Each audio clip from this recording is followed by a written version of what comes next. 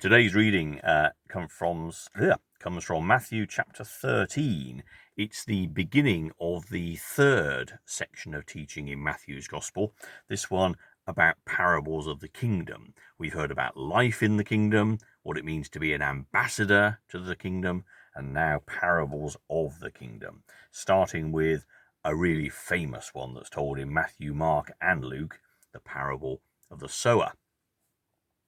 That same day Jesus left the house and went to the lakeside, where he sat down to teach. The crowd that gathered round him was so large that he got into a boat and sat in it, while the crowd stood on the shore. He used parables to tell them many things. Once there was a man, he said, who went out to sow corn. As he scattered the seed in the field, some of it fell along the path, and the birds came and ate it up. Some of it fell on rocky ground, where there was little soil. The seeds soon sprouted because the soil wasn't deep. But when the sun came up, it burnt the young plants. And because the roots had not grown deep enough, the plants soon dried up. Some of the seed fell among thorn bushes, which grew up and choked the plants. But some seeds fell in good soil, and the plants produced corn. Some produced 100 grains, others 60, and others 30. And Jesus concluded, "Listen then, if you have ears. Listen then, and learn what the parable of the sower means. Those who hear the message about the kingdom, but do not understand it, are like the seeds that fell along the path. The evil one comes and snatches away what was sown in them. The seeds that fell on rocky ground stand for those who receive the message gladly as soon as they hear it, but it does not sink deep into them, and they don't last long. So when trouble or persecution comes because of the message, they give up at once. The seeds that fell among thorn bushes stand for those who hear the message, but the worries about this life and the love of riches choke the message, and they don't bear fruit. And the seeds sown in good soil stand for those who hear the message and understand it. They bear fruit, some as much as 100, others 60, and others 30. The parable of the sower. Or is it the parable of the seeds, or indeed the parable of the soil? Because those three different ingredients make up the parable, don't they? The sower, the action of the person sowing the seed itself, and the soil onto which the seed lands. One thing that's clear about the sower is that that person's activities are extravagant. Because although it is difficult, presumably, to throw seed accurately where you want it to go, especially when you've got a lot to do and a large area to cover, the sower throws the seed, and sometimes it goes on the path, which is completely hopeless. Sometimes it goes into soil that is just not great, and that must be possible to see. Sometimes it goes into places where there are loads of thorn bushes, and that's an obvious no-no. But sometimes, of course, there are times when the seed will go somewhere good. But the extravagant actions of the sower are to sow the seed widely, trusting that the seed has the potential for great good and that it will land in great places sometimes, and hopefully the majority of the times. We're talking here hopefully about, with an experienced sower, just the occasional faux pas. And what of the seed? Well, that seems to be a constant. The seed is universally good. The seed is universally productive. The seed is always able, it has the capacity to do amazing things, to grow beyond itself in tremendously productive and creative ways. It is a universal good throughout our parable. And then the other variable, along with the actions of the sower and the accuracy with which that person throws the seed, the other variable is, well, where does the seed land, the soil? And Jesus, in this parable, is talking to a crowd of people. He starts at the shoreline, and the crowd grows so large that he has to withdraw onto a boat and face them. And there is a metaphorical sea of faces. And I think this is really interesting to think about, isn't it? To wonder back about what that might actually have looked like. But one thing for sure is that there would have been a variety of faces there. Some excited, some engaged, some bored, some listless, some confused. A whole range of human emotions as people listened to Jesus.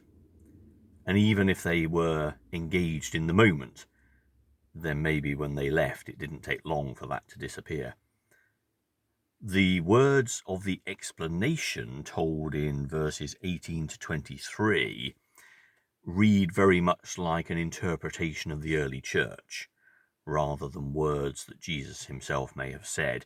There are too many literary differences, too many subtle style changes, too many uses of words that Jesus didn't ever use anywhere else to suggest that these were necessarily authentic words of Jesus. And this third section of Matthew's teaching is different from the other two because it isn't just Jesus talking, it's also Jesus explaining. And we have a sense that we're looking here at what the early church needed to do, which is fascinating, isn't it? Because there must have been people listening to those words of Jesus, and just like in the parable of the sower, some of them getting confused, some of them thinking, what? And some of them just not actually getting it, and some of them getting it for a moment and then losing it completely, or going off on a complete tangent. It's so very us. It's so very human. So that first part that talks about this lovely analogy of the sower, the seed, and the soil is very helpful for us in terms of our own engagement with God.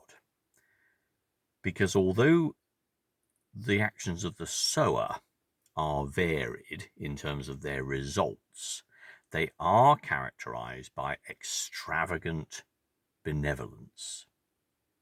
And that's a good model for the way that we should share the love we have experienced in our hearts from God. Extravagantly, recklessly. It doesn't matter if somebody else can look and say, well, that's not going to make any difference. That's a silly place to be talking about God. That's a strange way of sharing the good news with other people. That isn't our concern.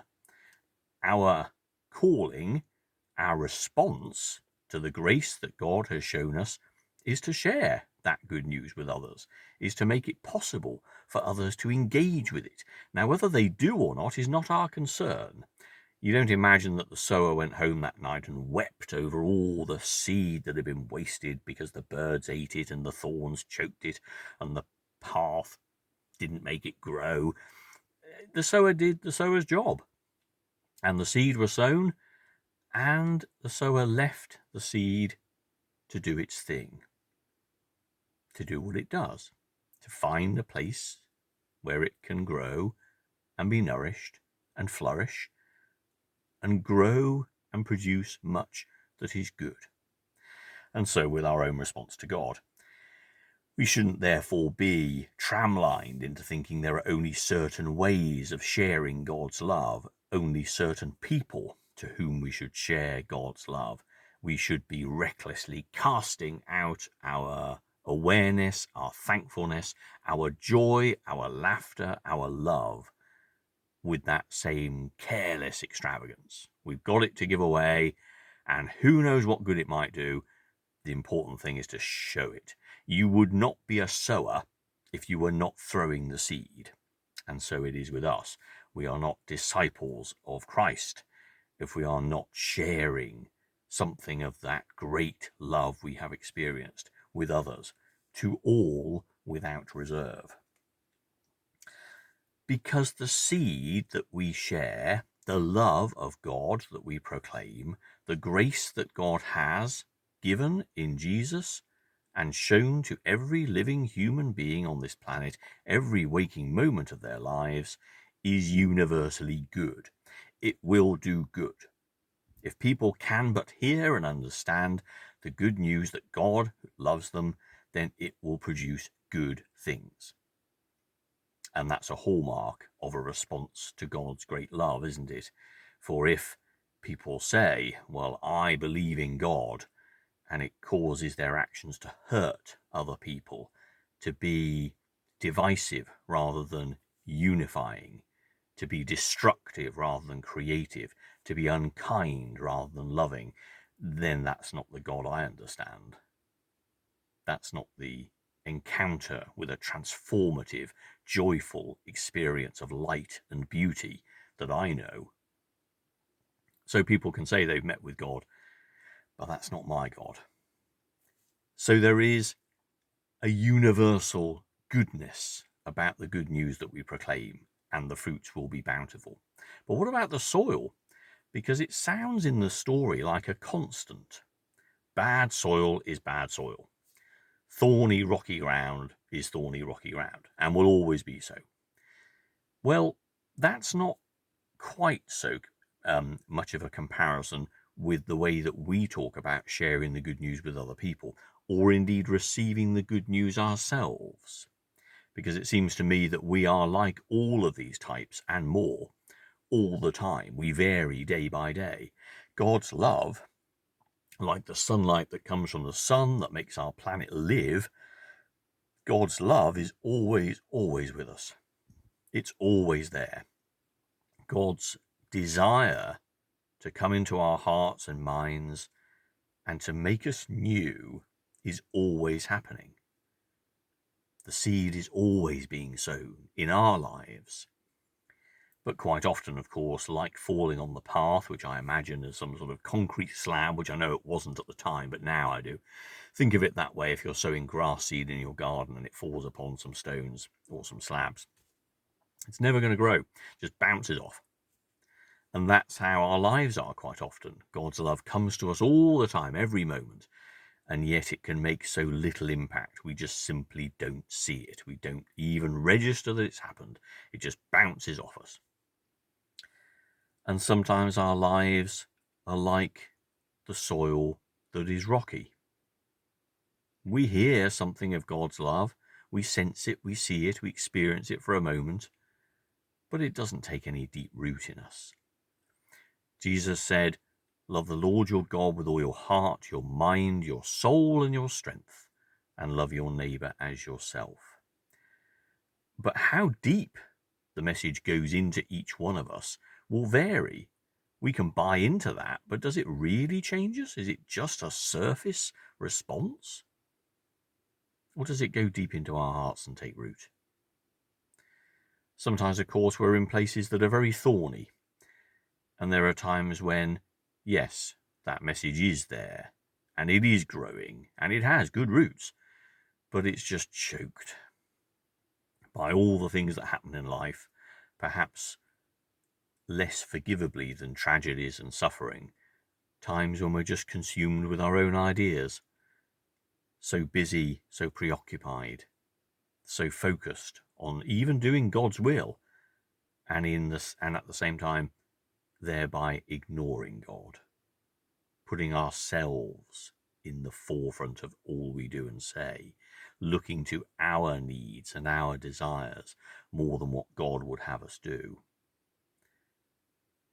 We hope that God's love will find in us good soil, that seed will find a place where it can truly grow, get deeper and deeper into us, take us over, as Jesus said to Nicodemus, to be born again, transformed. The seed of God's love taking such a powerful hold in our hearts and minds that it really does become the motivation behind everything we do.